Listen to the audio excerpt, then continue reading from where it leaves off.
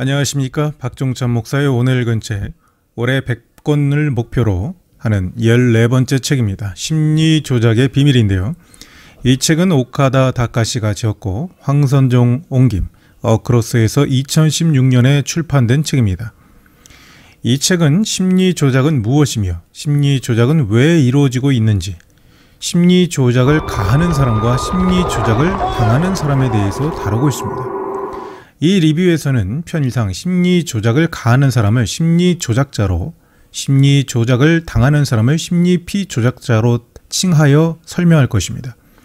특별히 최근에 이단 사이비들에게서 심리조작자가 심리피조작자를 어떻게 심리조작하는지를 알 수 있게끔 하는 책이 되게 되었습니다. 1장에서 저자는 심리조작이 무엇인지 모르는 독자에게 테러리스트를 예로 들어 설명하고 있습니다. 저자에 의하면 불행한 과거를 가진 테러리스트들은 좌절감이나 소외감을 받아왔는데 테러 집단에 의해서 인정받게 되면서 그들의 내면에는 카운터 아이덴티티, 즉 자신을 인정해준 조직을 위하여 맞서는 사람이 되게 되며 이때 발견할 수 있는 현상이 터널 증상으로 설명합니다. 터널 증상이라고 하는 것은 심리 조작을 당하는 사람이 자신만의 세계에 갇혀서 외부 세계에 제대로 된 인식이 없게 될 때 심리 조작자에 의하여 심리 조작을 당하는 현상이라고 할 수 있습니다. 보충하자면 이를 심리학에서는 터널 시야라고 설명합니다. 하유진 씨의 월요일 아침의 심리학에서는 이를 주변은 보이지 않고 내 앞에 있는 것만 보게 되는 현상이라고 설명합니다. 심리 조작당하여 터널 증상이 있게 된다면 조작의 목적만 바라보게 되어서 정확한 인지나 사고가 마비되어 자신이 심리 조작당하는지 모르게 됩니다. 이 책에서는 심리 지배자나 심리 피지배자가 되는 이유를 어린 시절과 연관지어 설명하고 있습니다.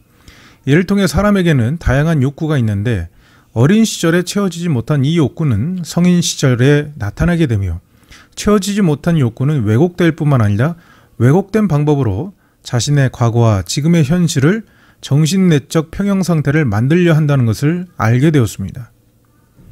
저자는 심리조작자는 심리피조작자의 사고나 감정에 영향을 미쳐서 원하는 대로 행동하게 만든다고 설명합니다. 심리조작자는 이를 이용하여 경제, 신체, 심리, 성적 착취를 일삼으며 이들은 조작당하는 이의 희생으로 이익을 얻게 되며 심리 피조작자는 훗날에서야 심리 조작이 풀리고 나서 자신이 이용당하고 속았다는 것을 알게 된다고 이야기합니다. 그렇다면 심리 지배자들은 어떻게 심리 조작을 할까요? 저자는 자신을 강한 위치에 놓으려 한다고 심리 지배자들의 모습을 설명합니다. 두 번째, 자기애성 인격장애를 가진 자와 비슷하며 이들은 자신을 과대자기, 즉 전능적인 존재로 자신이 무엇인지 할 수 있다는 존재로 자아를 팽창시켜서 전능적인 존재로 자신을 만들고 타인을 정복하며 지배하고 경멸한다고 설명합니다. 저자가 심리 지배자를 위해 설명한 과대자기라고 하는 얘기가 있습니다. 이 과대자기는 흔히 과대자아, 거대자기 등으로 사용되고 있는데 김태형의 사이코패스와 나르시스트라는 책에서는 이 과대자아가 설명되는 원인을 오토 컨버그의 이론을 사용하여서 어린 시절부터 허약한 자아를 지닌 사람은 그 자아를 방어하기 위해서 한껏 부풀려진 과대자아로 자기 자신을 만들어간다고 이야기합니다. 그렇다면 심리 지배자가 우리가 흔히 말하는 교주들의 모습인데요. 또는 잘못된 지도자들의 모습인데 바로 이 지도자들 또는 교주들의 모습이 자신들의 심리 팽창을 통해서 심리 조작을 하고 있는 모습이라고 볼 수 있을 것입니다. 타인을 지배하며 굉장한 쇼맨십, 카리스마를 가지고 있는 것처럼 자아를 팽창시켜 보이지만 이것은 어쩌면 허약한 교주 자신의 자아에 대한 반동적인 모습일 수 있습니다. 만약 이 방송을 시청하시는 분이 저자가 말한 대로 심리 조작자 마음대로 경제 또는 신체, 심리, 성적인 착취를 당하고 있다면 여러분 자신이 지금 심리 지배를 받고 있지 않은 것인지 한번 봐야 할 것입니다. 물론 실제와 망상은 구분해야 되겠지만 심리 지배자들은 심리 조작을 통하여 심리 피지배자의 것을 빼앗는 자에 불과한 것입니다. 사람들에게 보여지고 싶은 나의 모습은 누구나가 가지고 있습니다. 그러나 보여지고 싶은 내 모습이 아니라 내 모습 그대로의 모습으로 살아가는 인생이 어쩌면 정말 행복한 인생인지 모릅니다. 꾸미거나 거짓을 위해서 위장하는 나의 모습은 언제나 드러나고 언젠가 붕괴되기 때문입니다. 그렇다면 여러분, 나는 지금 과연 내 모습을 사랑하고 있는지, 내 모습에 만족하며 내 지금의 모습에 행복을 느끼고 살아가고 있는지 내 자신의 모습을 돌아봐야 할 것입니다.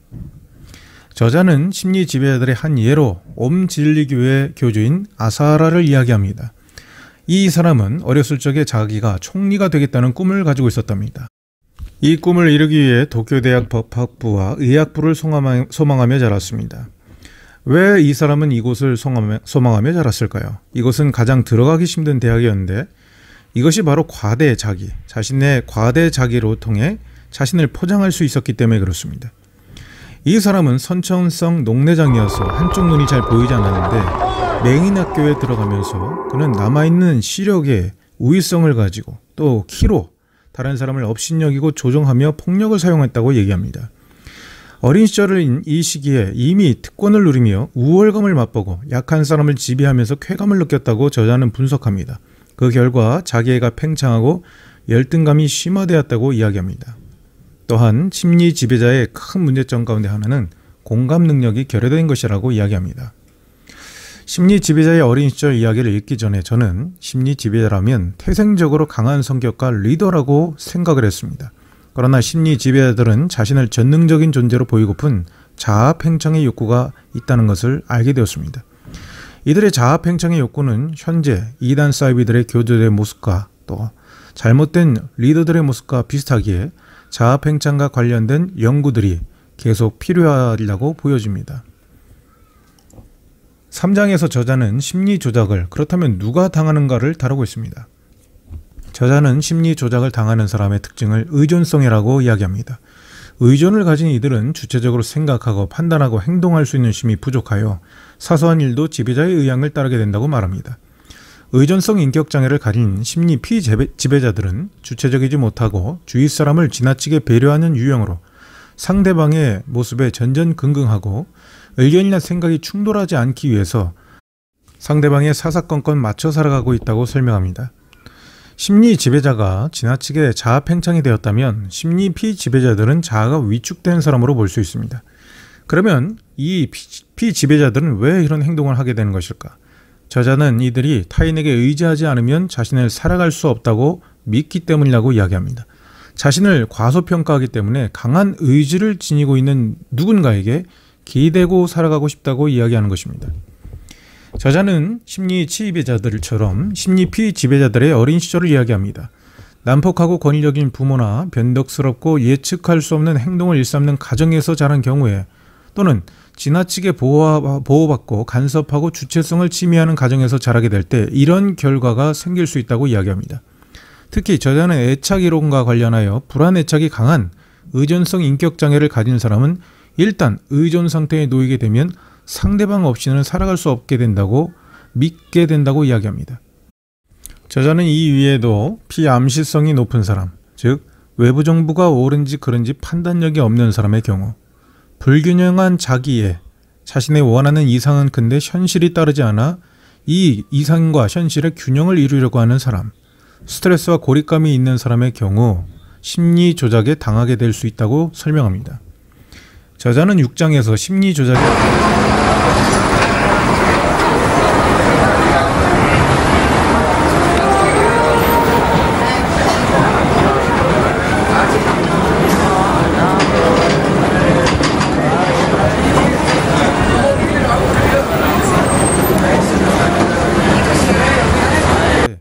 이렇게 될 때 자기도 모르게 강요되는 사상을 받아들이고 머릿속 깊이 흡수하게 된다고 이야기합니다.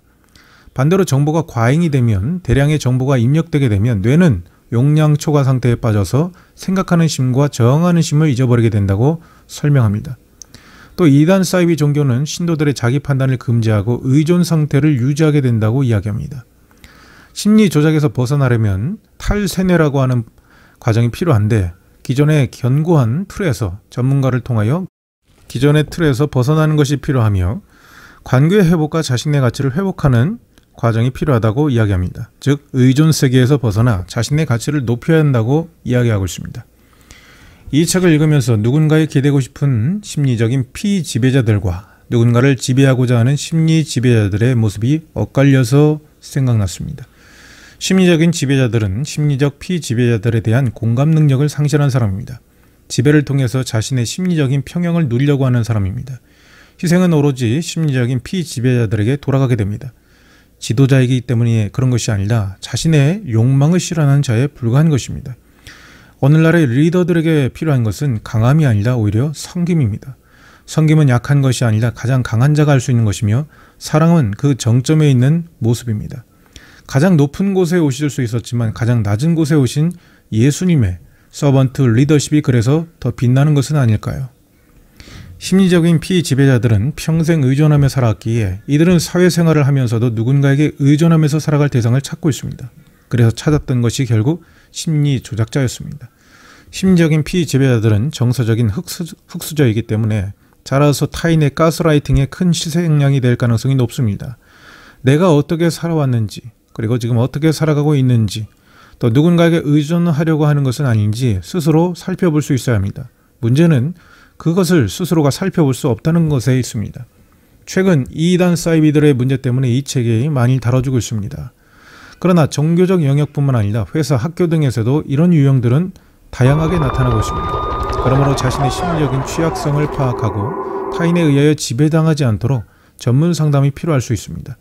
이 책을 읽으면서 이들의 모습은 중독 증세와 비슷함을 확인할 수 있었습니다.